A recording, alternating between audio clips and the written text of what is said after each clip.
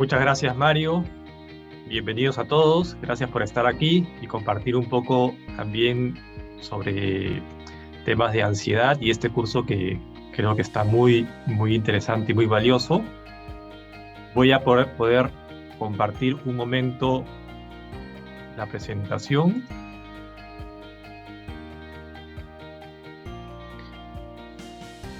Listo. Vamos a comenzar.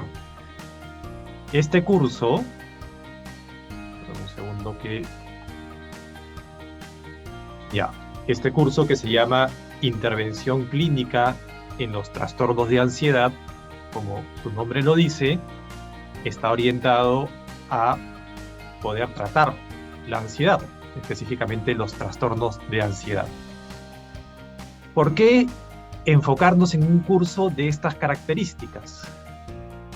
La primera razón es que la prevalencia de la ansiedad en el mundo es muy grande, muy grande. Algunos autores consideran, según los estudios e investigaciones, que el 30% de la población mundial ha experimentado en algún momento de su vida algún tipo de trastorno de ansiedad, que es un montón. Es decir, 3 de cada 10 personas han experimentado a lo largo de su vida algún tipo de trastorno de ansiedad.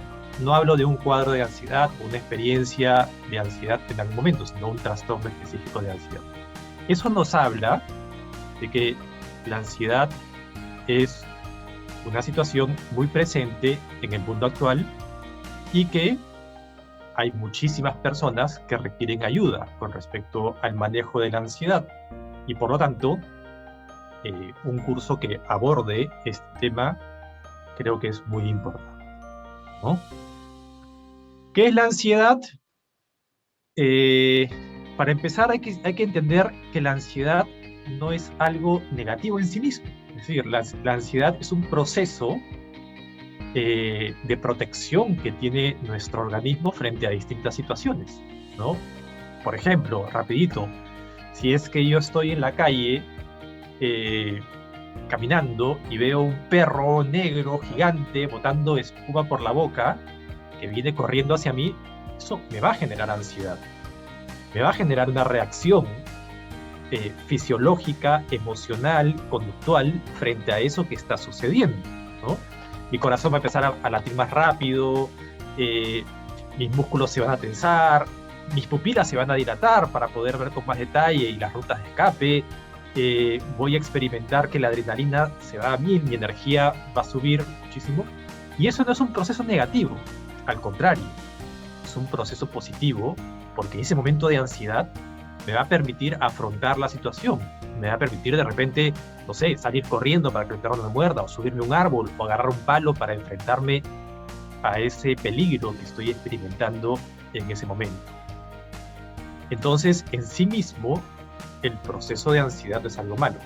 El problema es cuando ese proceso de activación, que es bueno que se presente ante algunas situaciones o ante algunos peligros, se vuelve muy frecuente en nuestra vida o se empieza a activar ante muchas situaciones, o cuando esa respuesta en nuestro organismo empieza a ser desproporcionada con respecto a la situación o al estímulo que estoy recibiendo.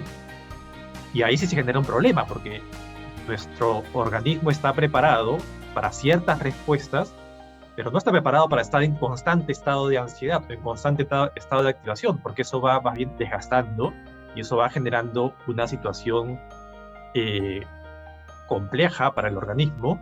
Y ahí vienen los problemas, ¿no? El cansancio, la desmotivación, la baja en las defensas, el sentirme desmotivado, el no tener ganas, el tener miedo, angustia, preocupaciones. Y eso, cuando es algo sostenido en el tiempo, genera muchas dificultades y ahí es que se desarrollan los trastornos de ansiedad. Entonces, tenemos que ir comprendiendo también, y en el curso veremos una comprensión profunda de lo que es la ansiedad, de lo que implica. Veremos también la fisiología de la ansiedad, porque la ansiedad tiene un correlato no solamente emocional, no solamente de pensamientos, sino también un correlato fisiológico, es decir, mi cuerpo tiene una serie de transformaciones, produce cortisol, afecta también los neurotransmisores, hay una serie de cambios, digamos, a nivel cerebral, físico, etcétera, que hay que comprender para poder también identificar y ayudar mejor a las personas con las cuales tengamos que trabajar. También veremos en este curso un análisis de los síntomas básicos de la ansiedad, porque la ansiedad, como sabemos, no se manifiesta de una única forma. Se manifiesta a través de distintos síntomas, que pueden ser síntomas físicos, síntomas emocionales, conductuales, cognitivos, sociales. Y ustedes me preguntarán, pero Juan Carlos, ¿de qué me sirve identificar si ya sé que es ansiedad, ¿no? O sea, ¿para qué me sirve identificar, digamos, si es un síntoma físico o conductual, si ya sé que es ansiedad? Porque en ansiedad tenemos distintos tipos que se manifiestan de distintas maneras y donde el abordaje, en este caso el abordaje terapéutico, el abordaje de ayuda, también cambia y se va adaptando de acuerdo al tipo de ansiedad que tenemos. No es lo mismo tener una fobia específica que tener un trastorno de ansiedad generalizado, ¿no? No es lo mismo tener un trastorno obsesivo compulsivo que de repente tener una fobia social, ¿okay? Entonces, vamos identificando qué tipo de síntomas también aparecen que nos van a ayudar a entender la naturaleza de la ansiedad. Y acá hay un punto importante, que además nuestra aproximación al paciente no solamente se da a través de un rótulo, ¿no? A través de un diagnóstico. A veces caemos un poquito en, ya qué dice el DSM-5 y bueno, este es el rótulo, ¿no? Trastorno de ansiedad generalizada. Pero como psicólogos y como terapeutas, como personas que ayudamos a las personas, tenemos que ir más allá, no solamente quedarnos en el rótulo o en la identificación, digamos, de los criterios diagnósticos que nos pueda establecer un manual, que es importante, evidentemente, pero hay que entender que los criterios diagnósticos son categoriales, que también veremos eso en el curso, es decir, nos da una serie de categorías, una serie de indicadores, y en la medida en que tenga la mitad más uno o tantos indicadores, puede establecer un diagnóstico o no. Eso tiene su valor, pero también tiene sus limitaciones. Y yo como terapeuta tengo que aprender a ir más allá y también establecer un análisis descriptivo del caso, es decir, independientemente del rótulo, tengo que entender toda la historia y la sintomatología del paciente, porque mi intervención tiene que estar ajustada, no puede ser una intervención general, sino que tiene que estar ajustada también a la realidad, a la historia de esa persona concreta que está al frente mío y que me está pidiendo ayuda. Y eso es fundamental.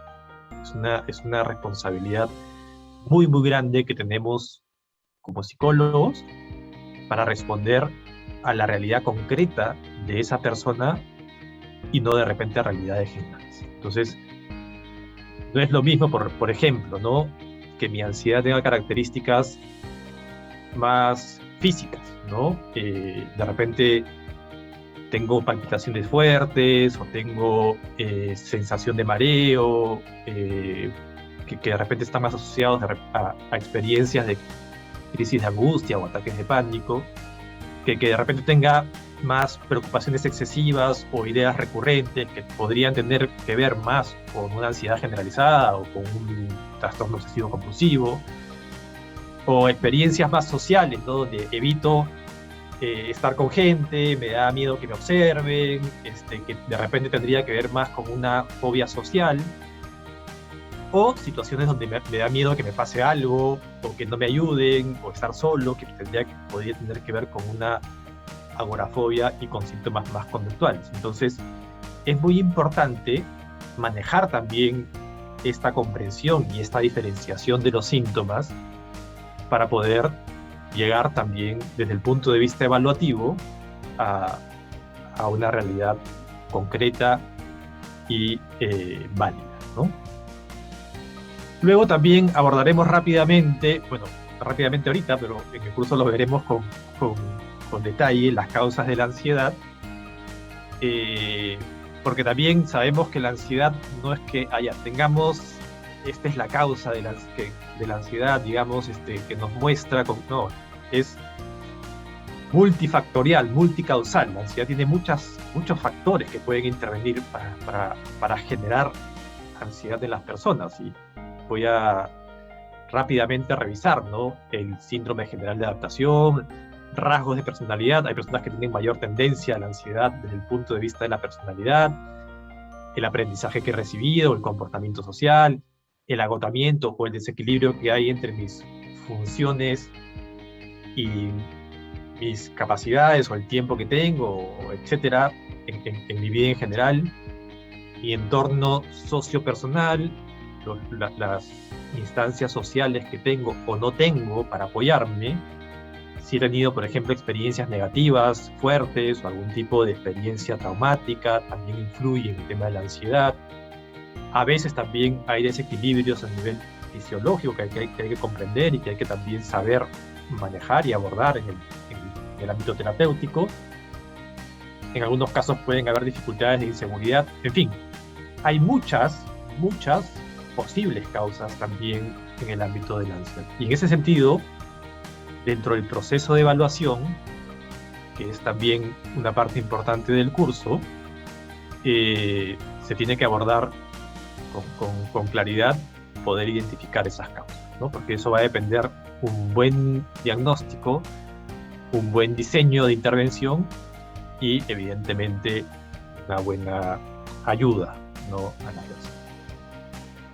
También hablaremos de la ansiedad en el mundo. Ya hemos hablado de la prevalencia, por qué hay tanta ansiedad en el mundo, por qué es fundamental tratarla, porque la ansiedad no es cualquier cosa. Es decir, si no se le trata, sabemos que la ansiedad puede ir creciendo y manifestándose de distintas formas y generando mucho malestar y perturbación en la vida de las personas. Entonces, ¿por qué es fundamental tratarla? Porque es importante que existan especialistas, digamos, para que comprendan realmente la ansiedad, porque vemos mucha información en todos lados, en internet, muchas cosas, pero lo importante de abordar la ansiedad desde el punto de vista científico y a la vez cercano, terapéutico, y que brinde una mirada integral también de la persona, ¿no? Eso es muy importante.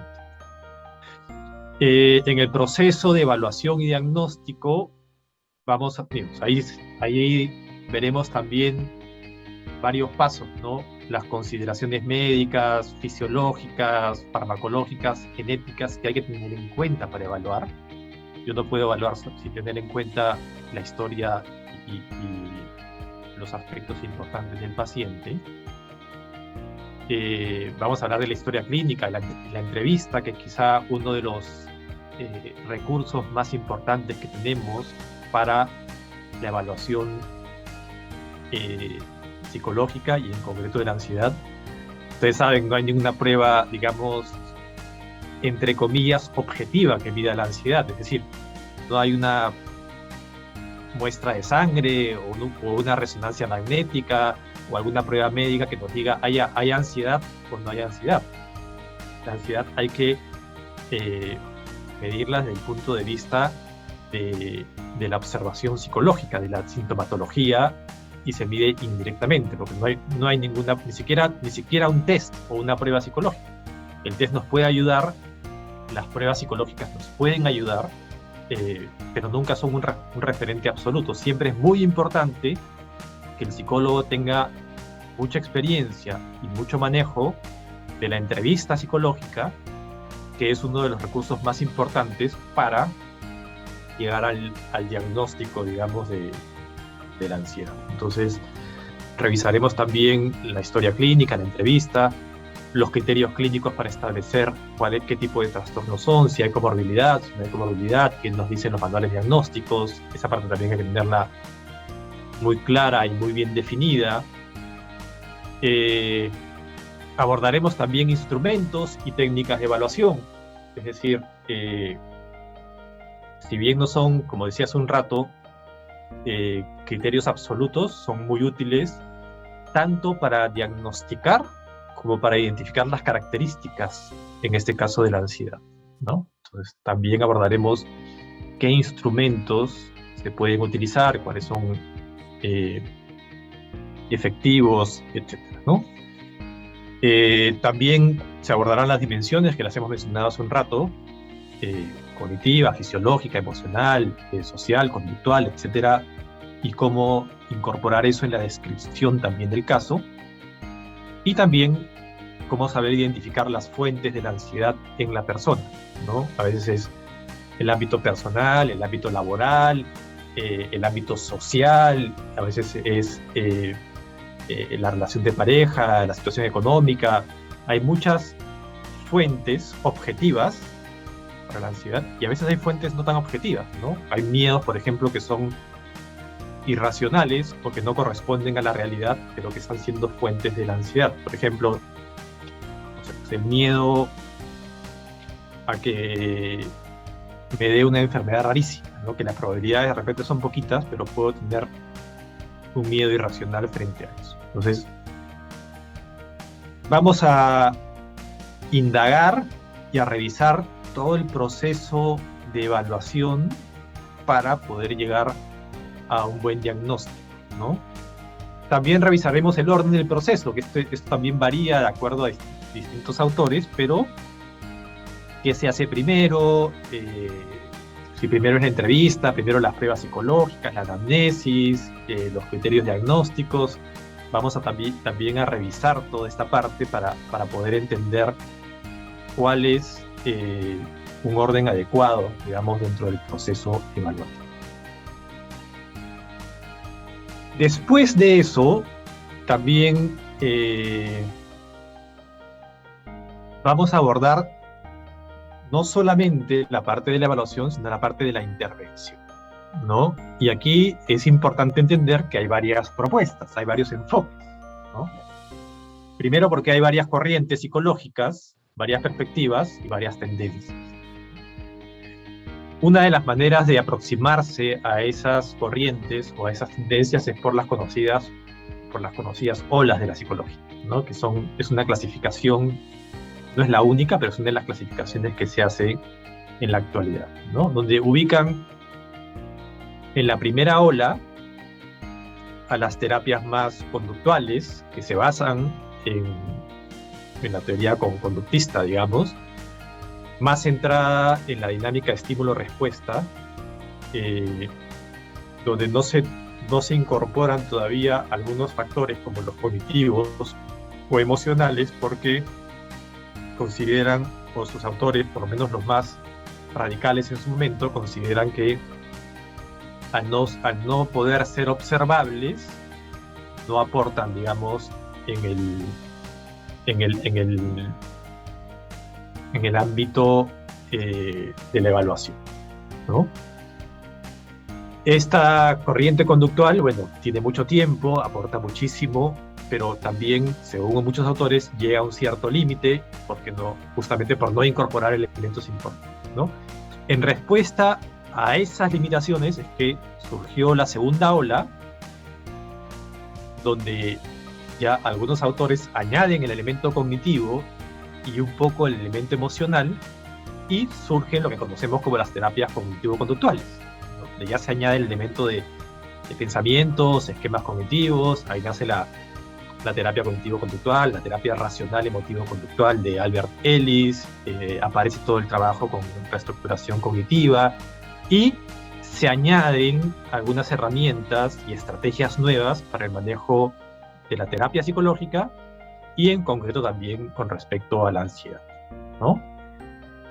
Y luego viene la tercera ola, que es la que estamos también experimentando actualmente, que son las terapias contextuales o también conocidas las terapias de tercera generación, donde se hace mayor énfasis en aspectos que de repente antes habían sido también un poco descuidados, ¿no? ¿Cuál es el rol de la presencia del terapeuta? Enfoque en la atención plena o elementos de mindfulness que se incorporan muchísimo al ámbito terapéutico, el elemento de la aceptación, por ejemplo, la terapia de aceptación y compromiso, que es aproximarnos al síntoma, en este caso a la ansiedad, también desde una comprensión y no solamente desde la pelea con la ansiedad, elementos de validación, fortalezas y valores, en fin. Empieza una tercera ola de terapias que llegan para complementar un poco a las dos anteriores y que vamos a revisar también en el curso qué es lo que nos aporta cada una, ¿no? Cada una de ellas.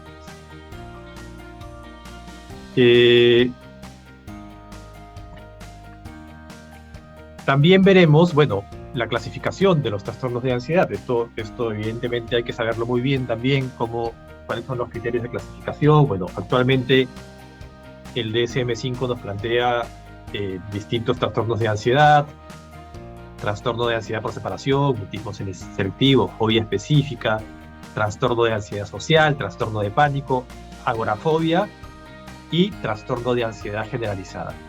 Hay un par que yo los he puesto ahí que ya no estaban en el DSM-4, pero en el DSM-5 los han sacado de trastornos de ansiedad y los han puesto en otro rubro, que es el trastorno obsesivo compulsivo, pero básicamente por un tema metodológico, porque sigue siendo también un trastorno de ansiedad, solo que lo han puesto en un rubro específico.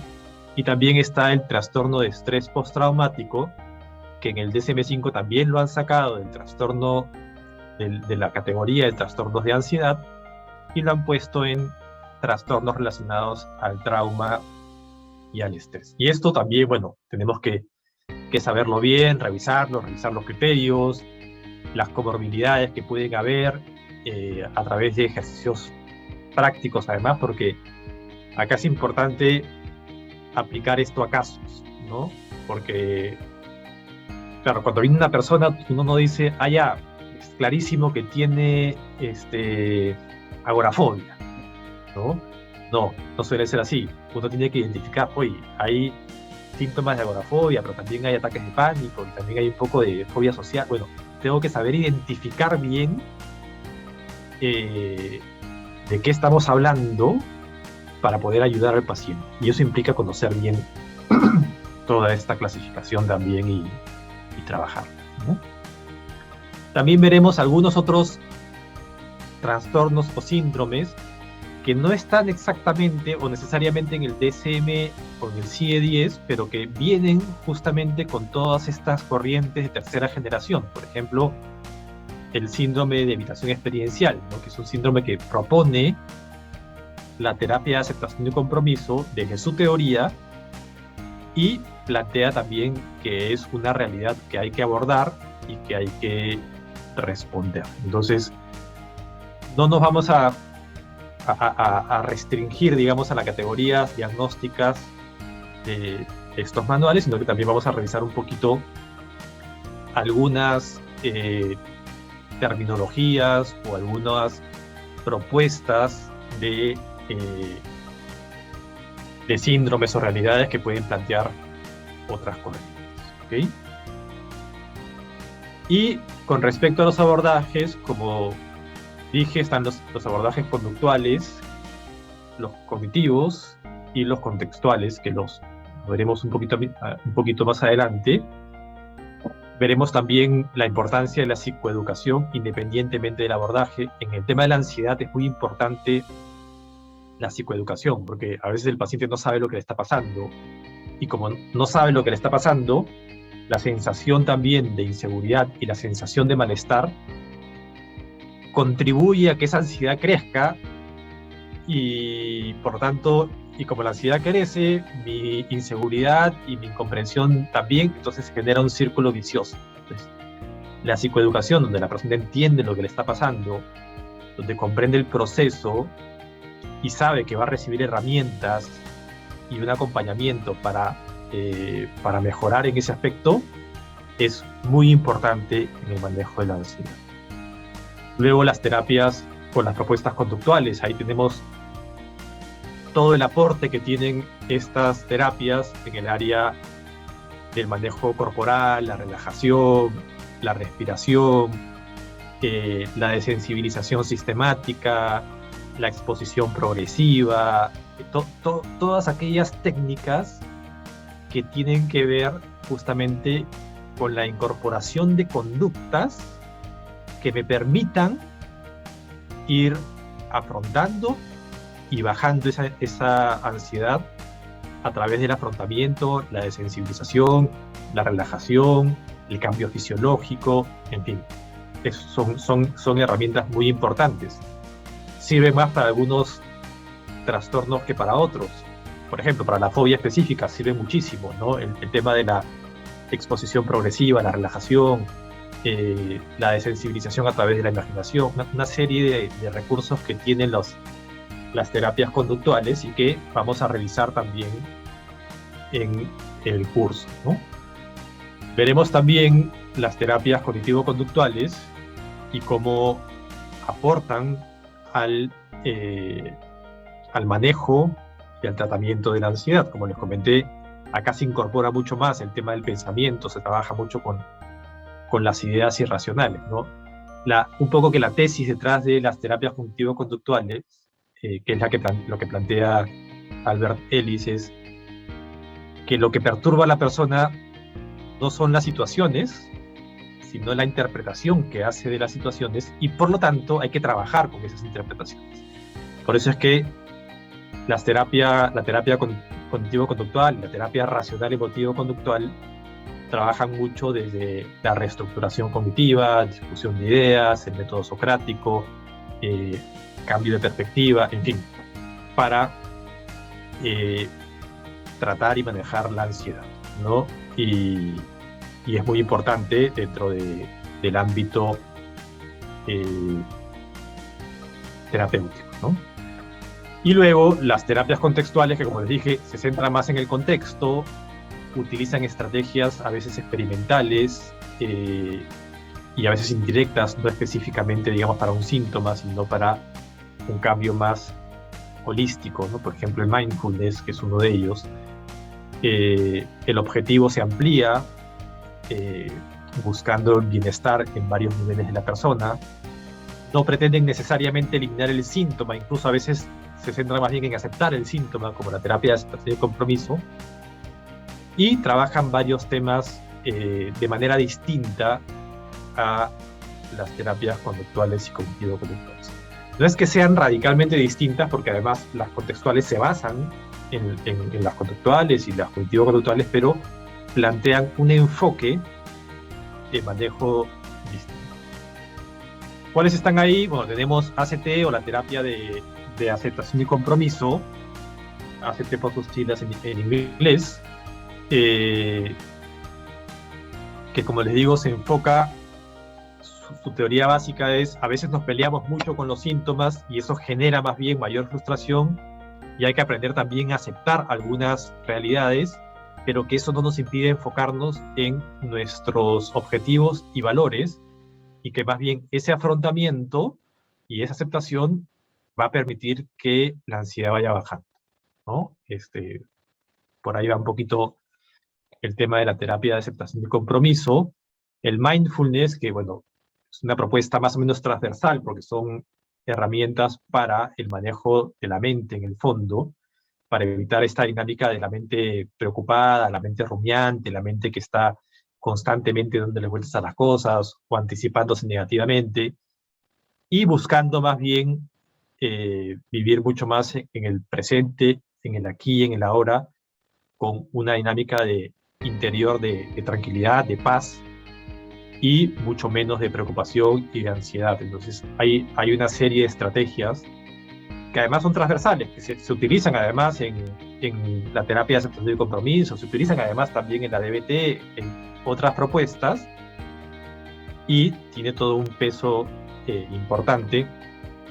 Está la DBT, o la terapia dialéctico-conductual, que es una propuesta que nació, una propuesta de Marshall Linehan, que nació para responder específicamente al trastorno límite de personalidad, un trastorno de personalidad, no un trastorno de ansiedad, pero que ha tenido mucha eficacia en varios aspectos y que también está relacionado al manejo de la ansiedad. La DBT es una corriente que está creciendo mucho también a nivel mundial. MDR, que es también una propuesta terapéutica más enfocada al trauma, al manejo del trauma complejo y trauma directo, entonces, pero que también está entrando dentro de las terapias de tercera generación y también ayuda con temas de ansiedad, sobre todo a las relacionadas con eventos difíciles, ¿no? O traumas anteriores. Y la psicología positiva, que también nos plantea una serie de propuestas, no solamente de intervención, sino de prevención, y de la importancia de incorporar también emociones y dinámicas positivas en la vida para equilibrar un poco también a veces el día a día, que está lleno de estrés, que está lleno de preocupaciones, que está lleno de emociones negativas. Y la psicología positiva propone una serie de herramientas y técnicas para equilibrar esa balanza y que nuestro estado emocional esté más protegido y prevenir también estados negativos o de ansiedad.